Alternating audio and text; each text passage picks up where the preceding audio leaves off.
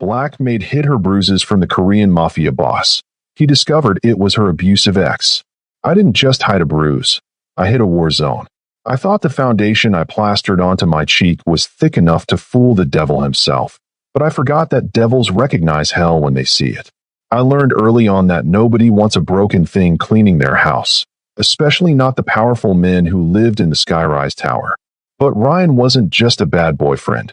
He was a master architect of my pain, and he was waiting for me to come home. If you know that sometimes silence screams the loudest, hit that like button. Subscribe to witness the justice, and drop your location and time in the comments right now, because this rescue is just the beginning of the danger. The wind on the terrace whipped my uniform against my legs, but the cold I felt came from the man standing in front of me. Ju Hyung didn't offer me a handkerchief. He didn't offer me a hug. He offered me a prison sentence disguised as protection. "You are staying here," he had said. It wasn't a question. I stood there, the city lights blurring below us, feeling the terrifying weight of his attention. For months, I had been a ghost in his penthouse, dusting his marble statues and scrubbing his floors. Now, he was looking at me like I was a statue that had been chipped. "Sir, I can't," I stammered, my voice cracking. "Ryan, he tracks my phone. If I don't reply by 7, he gets angry. If I don't walk through the door by 8, he breaks things." Ju Hyung extended his hand. The black leather glove creaked softly. "Give me the phone." "What?" "The device," he said, his voice void of any warmth. "It is a leash. Give it to me." My hands shook as I pulled the cracked smartphone from my apron pocket. It was my only connection to the world, but it was also the remote control Ryan used to detonate my life. Ju Hyung took it. He didn't look at the screen. He simply dropped it into the pocket of his expensive slacks, as if it were a piece of trash. "The link is severed," he stated. "You do not have a home to go back to tonight, Tanisha. You have a room here." I wanted to argue. I wanted to run.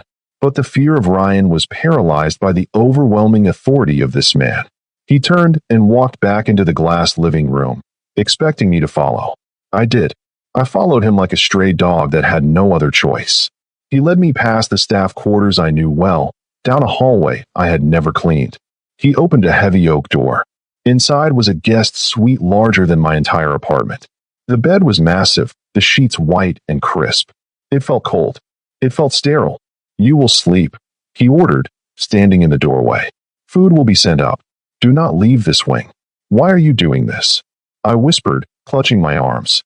"I'm just the maid." He looked at my cheek, where the makeup had been wiped away to reveal the purple ugliness Ryan had left. His eyes darkened, a flash of something dangerous passing through them. "Because in my house, I control the violence," he said, "and I did not authorize this." He closed the door. The lock clicked. It was a heavy, expensive sound. I sank onto the edge of the bed, trembling. I had escaped a man who beat me for burnt toast, only to land in the grip of a man who treated people like chess pieces. I was safe, yes, but looking at the locked door, I realized I had just traded a cage of rust for a cage of gold. The silence in the guest suite was louder than any screaming match I had ever had with Ryan. I sat on the edge of the bed for hours, staring at the digital clock on the bedside table. 7 p.m. Ryan would be texting now. 7:15 p.m. He would be calling. 8 p.m. He would be pacing our small living room, his knuckles cracking, his rage building like a pressure cooker.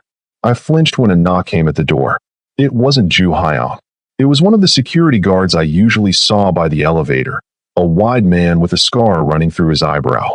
He didn't look at me with pity. He looked at me with professional indifference. "Mr. Ju Hyung ordered your belongings retrieved," he said, his voice gravelly.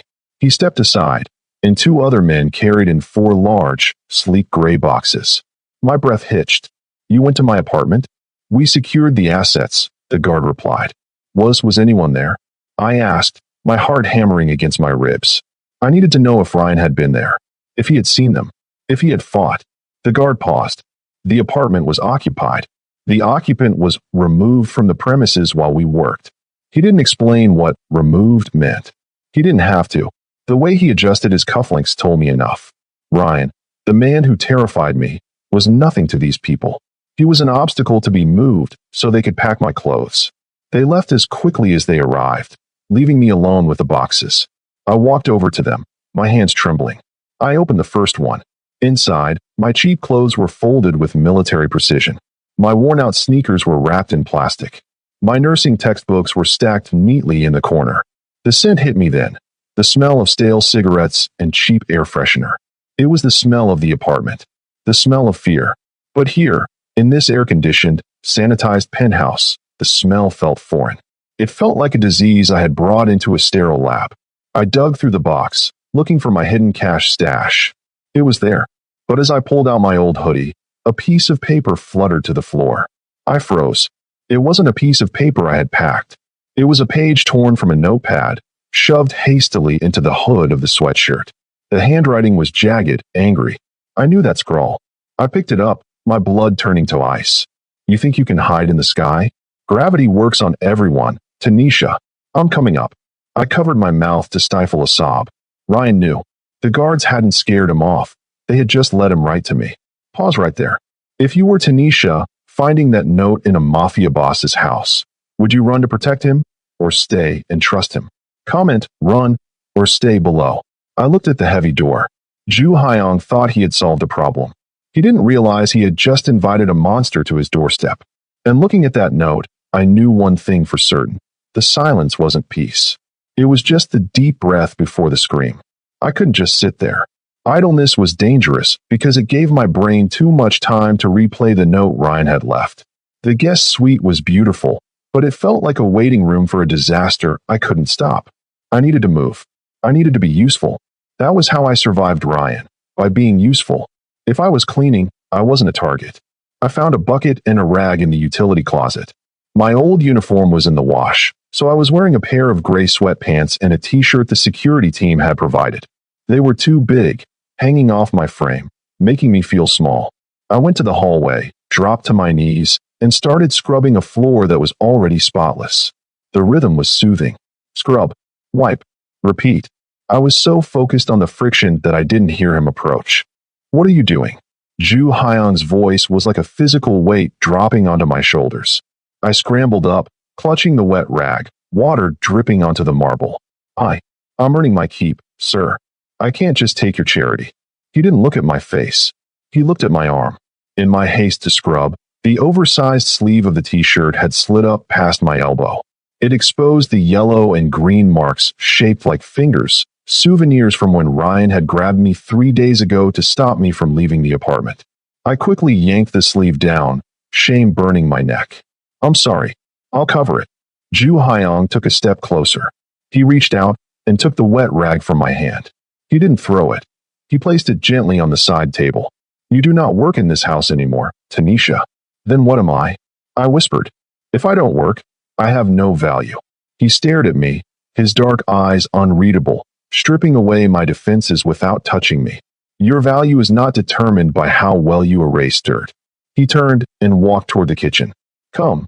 I followed, confused. I expected a lecture.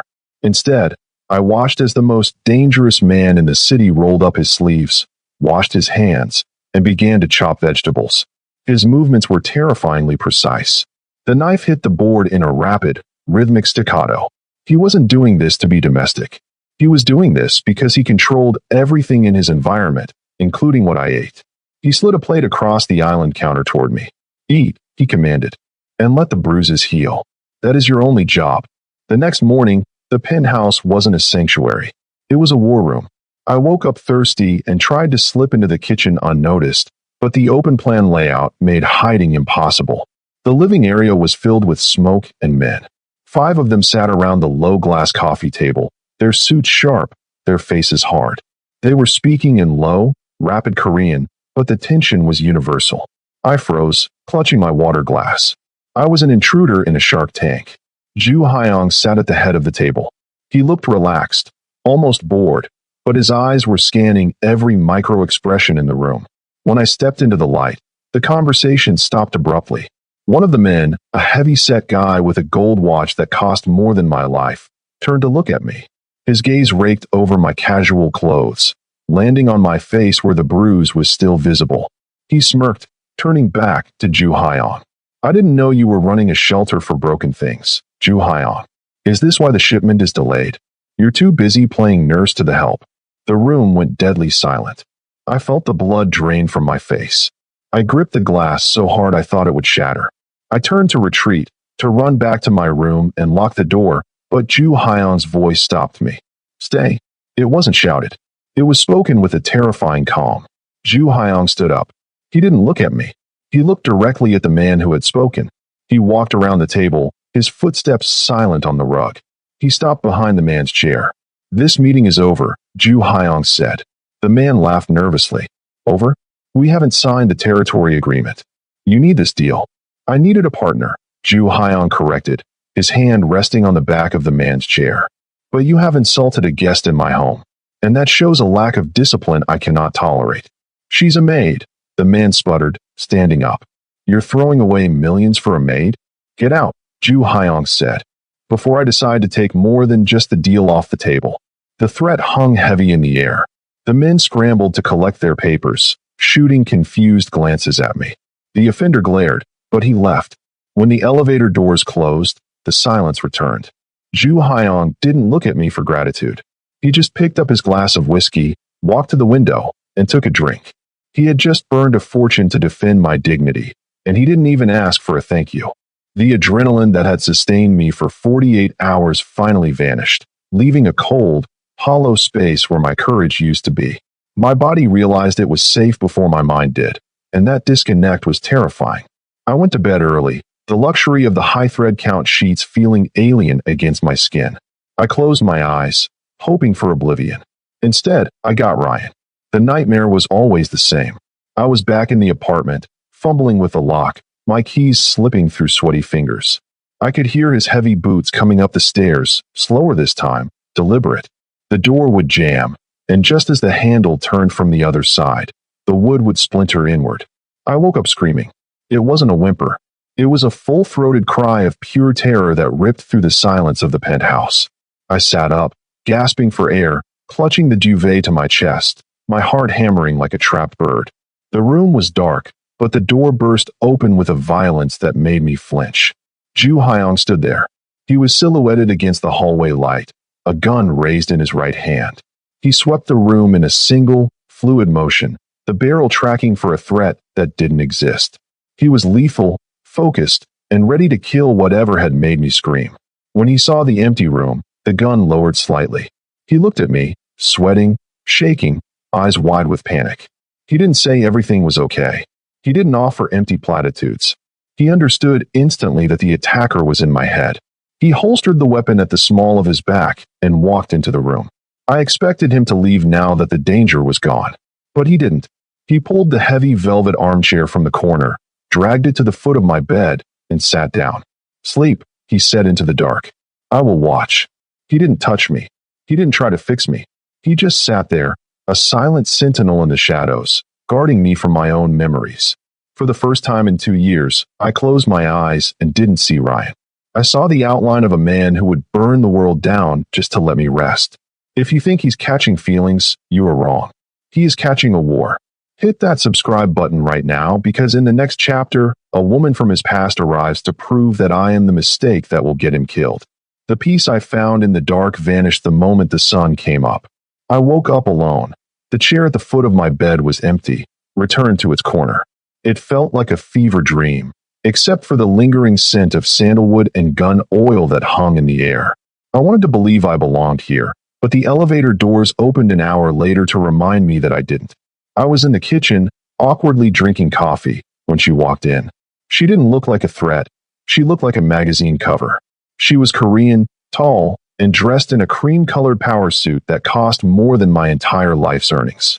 Her hair was a sleek curtain of black silk, and her heels clicked on the marble with a rhythm that sounded like gunfire. This was Minji. I didn't know her name yet, but I knew her type. She was part of his world. She stopped when she saw me. She didn't look surprised. She looked bored. Her eyes swept over my oversized t-shirt and bare feet, assessing me like I was a stain on the rug that the cleaners had missed. So, she said, her English flawless but clipped.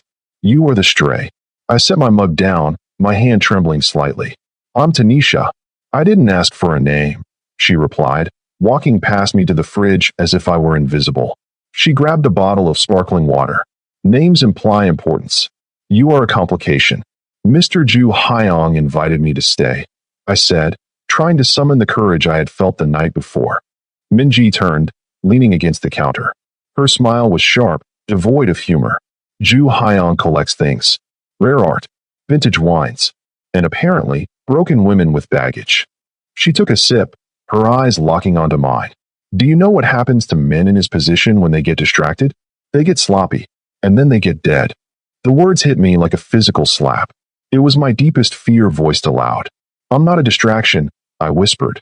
You are a target, she corrected coldly. And by keeping you here, he has painted a target on his own back. You think this is a romance novel? This is business. And you are bad for business. She pushed off the counter and walked toward the study, leaving me standing there. The worst part wasn't her cruelty. The worst part was that deep down, in the pit of my stomach, I had a sickening feeling that she was absolutely right. I had one secret I hadn't given up. When Ju Hyong demanded my phone on that first night, I gave him the one Ryan tracked. But in the bottom of my runaway bag, taped inside a box of tampons where no man would ever look, was a cheap burner phone. It was my lifeline, my backup plan for when the world fell apart. I hadn't turned it on in days, terrified the signal alone would betray me. But Minji's words were like poison in my blood. You are a target. You will get him killed. I locked myself in the master bathroom, turning on the shower to mask the sound of my terror. My hands shook so badly I dropped the battery twice before sliding it in. The screen flickered to life. One new message. Sent 3 minutes ago. It wasn't a threat. It wasn't a curse word. It was a picture. The air left my lungs. The photo was grainy, taken from a distance, but the subject was undeniable. It was my younger sister, Maya. She was standing at the bus stop near her university, laughing at something on her phone. She was wearing the red scarf I had knitted for her last Christmas. The text below, it was simple. She looks cold. Tanisha. Should I offer her a ride? I clamped a hand over my mouth to stop the scream. Ryan wasn't just hunting me anymore. He had widened the net. He knew I was out of reach, so he was going for the only thing in the world I loved more than my own survival. Minji was right. I was a disease. I had brought this infection into a fortress, and now it was spilling out onto the innocent. I couldn't stay here. I couldn't hide behind Ju Hyon's expensive security while Ryan hurt Maya to get my attention. I turned the phone off and ripped the battery out. I didn't cry. There was no time for tears. I moved with the frantic energy of a woman with nothing left to lose. I grabbed a tote bag and shoved my basics into it, a spare uniform, the cash I had hidden, and a bottle of water. I couldn't take the main elevator. The security team watched that like hawks. But I knew this building. I knew the service elevator and the pantry that the caterers used. I crept through the penthouse. It was midnight. The hallway was silent. I moved like the ghost I was trained to be, avoiding the floorboards I knew would creak. My heart was thumping against my ribs so hard I thought it would wake the house. I reached the pantry door and pushed it open. The service elevator was there, its call button glowing a faint, inviting red. I pressed it. I waited. The hum of the machinery sounded like a siren in the quiet dark. The doors slid open with a soft chime. I stepped forward, relief flooding through me. I was leaving. I was going to save Maya. I was going to end this. But as the steel doors parted fully, I didn't see the empty car. I saw shoes. Expensive, black leather shoes. My gaze traveled up past the sharp crease of dark trousers, past the white dress shirt with the top button undone, all the way to the face of the man who owned the building. Ju Hyong was standing inside the elevator. He wasn't surprised. He wasn't sleeping. He was waiting. Pause the video. Does he know about the text? Is he going to punish her for running? Or does he have a darker reason for blocking her exit? If you want to know the real price of leaving the Mafia, keep watching. The bag slipped from my fingers and hit the floor with a heavy thud. For a long moment, neither of us spoke. The elevator doors tried to close, but Ju Hyong put a hand out, holding them open with effortless strength. He stepped out into the pantry, forcing me to back up until my spine hit the shelving unit behind me. Going somewhere, he asked. His voice was terrifyingly soft. It wasn't the roar of a monster. It was the quiet click of a trap snapping shut. I have to go. I choked out, tears finally spilling over. Please, step aside. You don't understand. I understand that you are disobeying a direct order, he said, looming over me. I understand that you are trying to sneak out of the safest place in the city to run back into the gutter. It's not about me. I screamed, the panic breaking through my fear of him. I scrambled for the burner phone in my pocket, my hands shaking violently. I shoved it toward him. Look at what he sent me. Ju Hyung didn't take the phone. He didn't even glance at the grainy picture of Maya. He just looked at me, his expression shifting from cold authority to something that looked disturbingly like disappointment. You think I am blind? He asked. He reached into his own pocket and pulled out a sleek tablet. He tapped the screen and turned it toward me. I froze. It was a live video feed. It showed Maya's dorm room. She was sitting at her desk, studying. But that wasn't what stopped my heart. Outside her window, parked on the street below, was a black sedan. And standing by the entrance of her building was a man in a gray suit, the same massive guard who had retrieved my boxes. I deployed a detail to your sister's university 3 hours ago, Ju Hyung said calmly. The moment that man's car was spotted within 2 miles of her campus, my team was active. I stared at the screen, my brain struggling to catch up. You knew. I know everything that touches my property, he said, lowering the tablet. I knew about the burner phone you hid. I knew about the text before you even read it. I was waiting to see if you would trust me to handle it.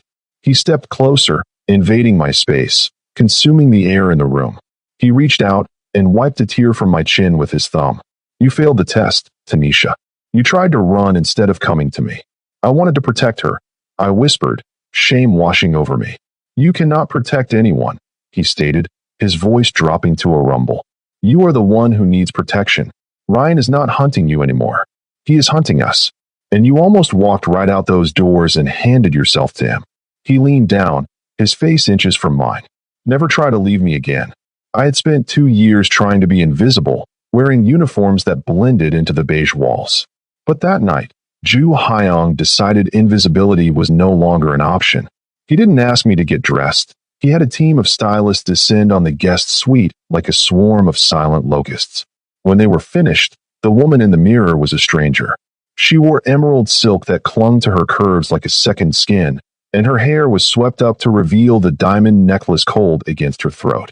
You are not cleaning tonight, Ju Hyung said when I stepped into the foyer. He wore a tuxedo that made him look like a prince of darkness. Tonight, you are the statement I am making to the city. We arrived at the Gala of Commerce, a polite name for a gathering of sharks in expensive suits. The cameras flashed like lightning storms, blinding me. I instinctively reached for his arm, and he didn't pull away. He locked his elbow against his side, trapping my hand there. It was a message to everyone watching. She is with me. Inside, the ballroom was suffocating. Minji was there, holding a champagne flute, surrounded by older men with hard eyes. When she saw us, she glided over, her smile sharp enough to cut glass. A bold choice, she said to Ju Hyung, then turned to me. Try not to use the salad fork for the fish, dear. It confuses the waiters. She wanted me to crumble. She wanted the maid to panic. But she forgot something important. I had cleaned up after parties like this for years. I knew more about their etiquette than they did because I was the one who washed the dishes they dirted. Actually, I said, my voice steady despite my racing heart. That's a melon fork. The fish service hasn't started yet because the vintage they're pouring needs 10 more minutes to breathe. Minji's smile faltered. The older man next to her chuckled, looking at me with new interest.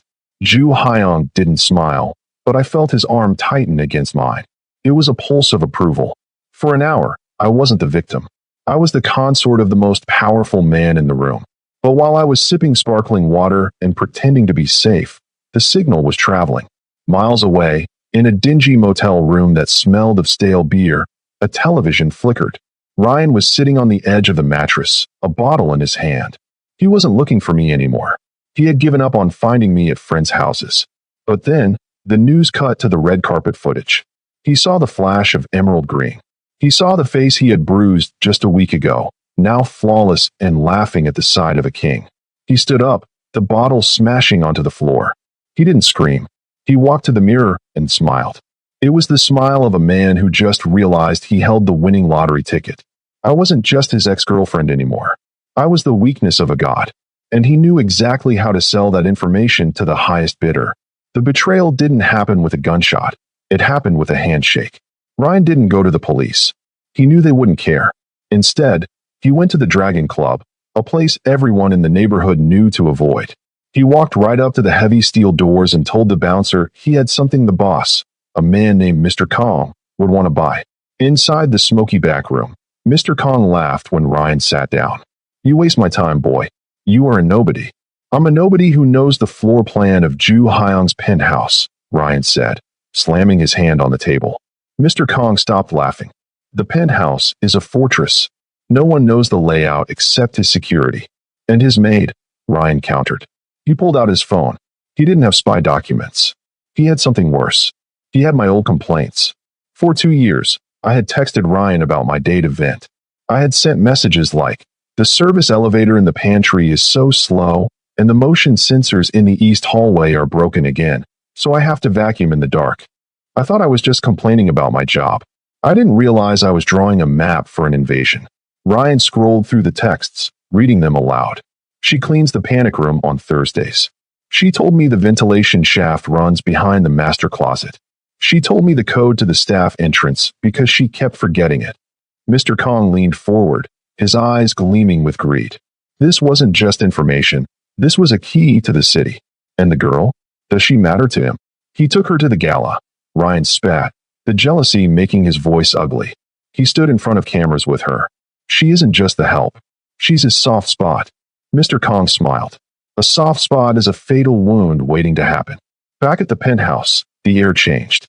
The warmth from the gala had evaporated. Ju Hyung stood by the window, staring out at the skyline, his back rigid. He didn't look at me when I entered the room. He was checking his phone, then checking the perimeter monitors. "Is something wrong?" I asked, feeling a cold draft that had nothing to do with the air conditioning. He turned. His eyes were dark, distant. The connection we had built on the red carpet was gone, replaced by the cold, calculating look of a general preparing for a siege. "Go to your room, Tanisha," he said quietly, and lock the door. He sensed it. He didn't know how, and he didn't know who, but a predator knows when the wind shifts. The storm was coming, and I had unknowingly opened the gate. The darkness didn't fall slowly. It slammed shut like a coffin lid. It happened exactly 30 minutes after Ju Hyung left. He had received a call, a frantic report about a fire at his main warehouse. He hadn't wanted to go. I saw the hesitation in his hand as he reached for his keys. He looked at me, then at the door, sensing that the timing was too convenient. But a boss cannot let his kingdom burn, so he left 3 extra guards at the door and told me to stay in the bedroom. He didn't know the fire was a lie. He didn't know the threat wasn't at the warehouse. It was right here, buried in the electrical grid of the building. I was reading a book when the power died. The lights didn't flicker, they just vanished. The gentle hum of the air conditioning stopped, replaced by a suffocating silence that pressed against my ears. Then, the electronic locks on the penthouse doors disengaged with a loud, mechanical clunk. My heart stopped. I knew that sound. I scrambled off the bed, my bare feet silent on the hardwood. I moved to the window. The rest of the city was bright, glittering with life. Only the top floor of the skyrise tower was pitch black. I reached for the house phone. Deadline. I reached for the panic button on the wall. Nothing. Then I heard it, the faint chime of the service elevator in the pantry. The same elevator I used to complain to Ryan about. The one I told him had a faulty sensor that didn't trigger the security alarm if you held the door open button for 10 seconds. I felt sick. Physically sick. I had handed them the key. I didn't run to the main door. I knew men would be coming through there any second. I needed to disappear. I knew this apartment better than anyone because I was the one who cleaned the corners nobody looked at. I ran to the master closet. Inside, behind the rows of Ju Hyung's immaculate suits, was a narrow access panel for the plumbing. It was tight, dusty, and dark. I squeezed inside, pulling the panel shut just as the heavy front doors were kicked open. Flashlight beams sliced through the bedroom, cutting up the dark. I held my breath, my hands clamped over my mouth. I could hear heavy boots on the floor. I could hear the Velcro of tactical vests. "Clear the room," a voice whispered. It was professional, cold. But then I heard another voice.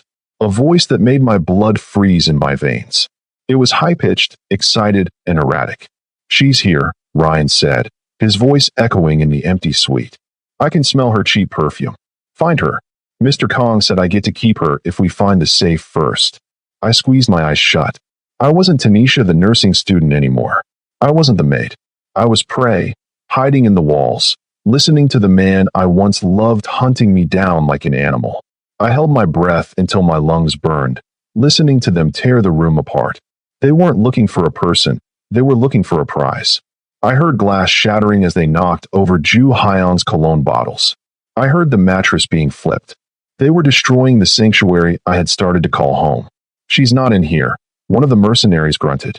Check the terrace. Their footsteps faded toward the balcony. This was my chance. I knew the panic room was located behind the false wall in the study, down the hall.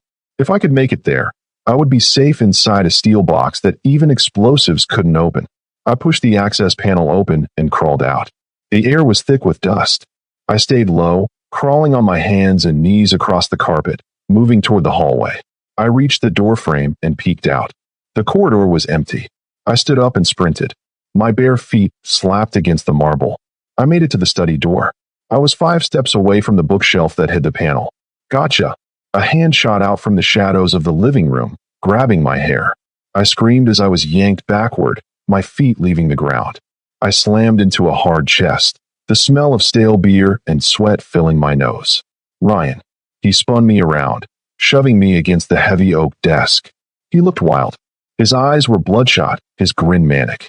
He was wearing a leather jacket that looked too expensive for him, probably bought with the money Mr. Kong gave him for selling me out. Did you think you could upgrade? He spat, leaning his weight against me to pin me down. You think because you sleep in silk sheets now, you're better than me? Let me go. I gasped, clawing at his arms. You belong in the dirt, Tanisha, he screamed. He raised his hand and struck me. His fist connected with the same cheekbone he had broken weeks ago. The pain was blinding. It exploded behind my eyes, white-hot and sickening. I tasted blood, but something strange happened. The pain didn't make me cower this time. It woke me up. It was the same pain I had felt for 2 years, and I was done feeling it. As he pulled his arm back to hit me again, my hand scrambled blindly across the desk. My fingers closed around something cold and heavy. Ju Hyung's steel letter opener. It was sharp, lethal, and waited for balance. I didn't think. I didn't hesitate. I swung it with every ounce of rage I had suppressed. The metal sank into Ryan's shoulder. He howled, releasing me and stumbling back. He looked at the handle sticking out of his jacket in shock. He looked at me, and for the first time in our history, he was the one who looked afraid. You crazy. I didn't wait for him to finish. I turned and lunged for the bookshelf. I pulled the hidden lever. The wall groaned and slid open, revealing the heavy steel door of the panic room. Get her! Ryan screamed to the other men, who were now running down the hall. I threw myself inside. I hit the red button on the wall just as Ryan's hand reached the threshold. The steel door slammed shut with a thunderous boom, severing his reach. I locked it. I slid down the cold metal wall, clutching my bleeding face. I was trapped in a box. I was hurt. But as I looked at the security monitors flickering to life on the wall, showing Ryan pounding uselessly on the door outside, I started to laugh. It was a broken, sobbing sound, but it was real. I had fought back. I sat on the cold steel floor, hugging my knees, my eyes glued to the grainy black and white monitors. On the screen, the hallway was a silent movie of chaos.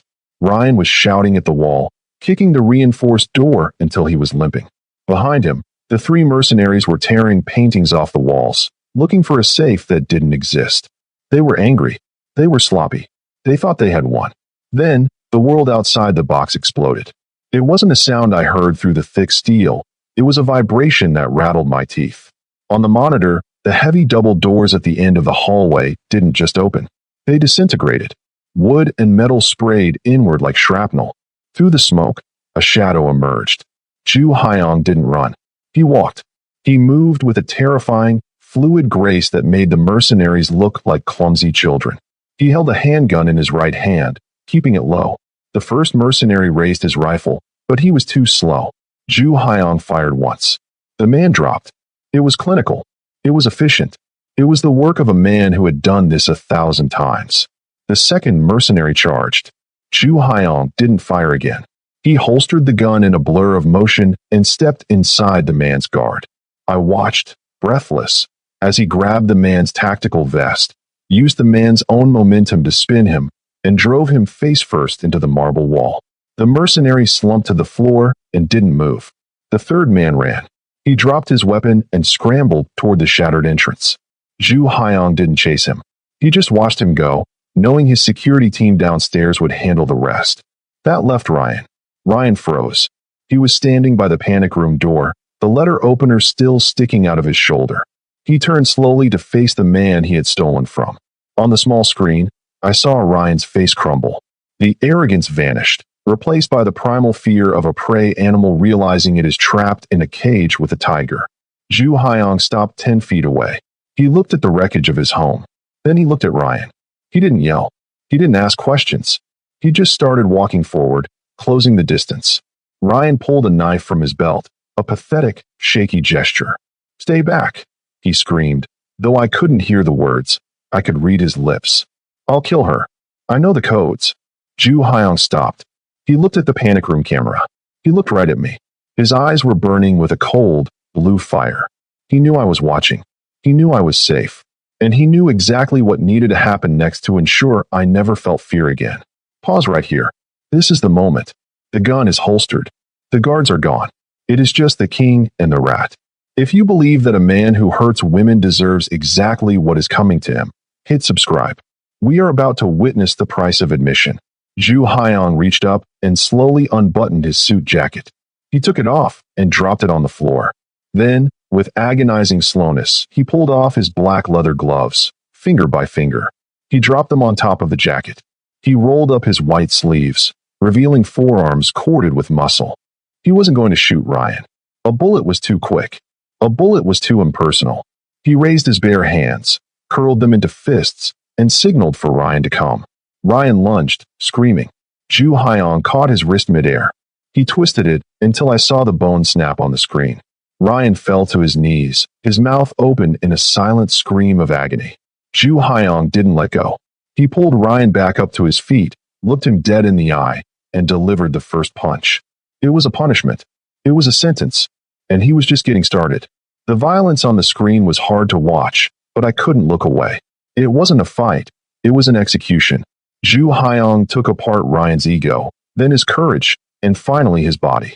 He mirrored every bruise Ryan had ever left on me. A strike to the rib, a blow to the jaw. When Ryan finally collapsed, he didn't get back up. He just lay there, a broken heap on the expensive rug, wheezing through a ruined nose. Zhu Haiyang stood over him for a long moment, his chest heaving slightly. He wiped a speck of blood from his knuckles onto his pants. Then, he turned his back on the body and walked toward the hidden wall. The keypad beeped. The heavy hydraulic hiss of the door unsealing filled the small box. I scrambled back as the steel wall slid open. The bright light of the hallway flooded in, blinding me. Zhu Haiyang stood in the opening. His shirt was splattered with red. His hair was messy. He looked terrifying, wild, and dangerous. But when his eyes found mine, the violence evaporated. He saw the blood on my cheek where Ryan had hit me. His jaw clenched so hard I thought a tooth might crack. He stepped into the panic room, dropping to one knee in front of me. He didn't care about the mess. He didn't care about the dead mercenaries in his hallway. "Tanisha," he breathed, his voice rough, like gravel grinding together. I flinched as he reached out, expecting the anger of a man who had lost control. But his hand was gentle. His thumb grazed my jawline, avoiding the bruise, shaking slightly. I used the letter opener. I whispered, pointing to Ryan. I fought back. "I know," he said softly. "I saw." He leaned in, resting his forehead against mine. The smell of him, sweat, iron, and sandalwood, filled my lungs. It grounded me. "You are done bleeding for others," he said, the words low and final. "You are done hiding. From this moment on, you are mine. Under my name. Under my protection. Anyone who touches you, touches me." He scooped me up into his arms, lifting me as if I weighed nothing. He carried me out of the box, stepping right over Ryan's unconscious body without even looking down. 2 guards were already waiting in the hall. They looked at Ryan, then at Zhu Haiyang. "Take the trash out," Zhu Haiyang ordered, his voice icy. "Make sure he never finds his way back to this city. Or any city." He didn't wait for an answer. He carried me toward the bedroom, leaving the wreckage of my past behind us on the floor. I buried my face in his neck and finally For the first time in my life, I let go. It has been exactly 60 days since I last wore a maid's uniform. 60 days since I last checked the locks 3 times before sleeping. The ugly purple bruises are gone now, faded into distant memory, leaving behind skin that finally looks like mine again. I sat at the vanity, the same massive mirror where I used to desperately hide my black eye with layers of cheap concealer. Today, the only thing touching my face is the warm morning sun. My nursing textbooks are stacked high on the desk next to a vase of fresh white peonies. Ju Hyong insists I finish my degree. He says a queen should have her own power, even if he provides the castle to keep her safe. The penthouse feels different now. It is not silent or cold like a museum anymore. There is jazz playing softly from the hidden speakers, and the rich smell of roasted coffee fills the air. Coffee I did not have to make for anyone but myself. I watched him in the reflection as he walked into the room. He was buttoning his cuffs, that familiar, lethal grace still present in every precise movement. But when he saw me, the hardness in his dark eyes melted instantly. He did not say a word. He just walked over, placed his large hands on my shoulders, and kissed the top of my head. It was not a claim of ownership anymore. It was a silent vow. "The car is waiting downstairs," he said, his voice a low rumble against my ear. "Do not be late for your class." "I won't," I smiled, leaning back against his chest. I used to think safety was just the absence of pain. I was wrong. Safety is the freedom to breathe without shaking. I looked at the man who had walked into fire to pull me out, and I realized I was not a kept woman. I was a cherished one, and for the first time in my life, I wasn't just surviving. I was finally living the life I deserved. Drop a comment with your current time right now. I want to know who stayed with us until the very end. Which chapter broke you the most? Let me know below. And if you think this story was intense, you haven't seen anything yet. Next week, a rival boss walks into an ER bleeding out, and the only doctor who can save him is the woman he swore to destroy. Click the bell so you don't miss it.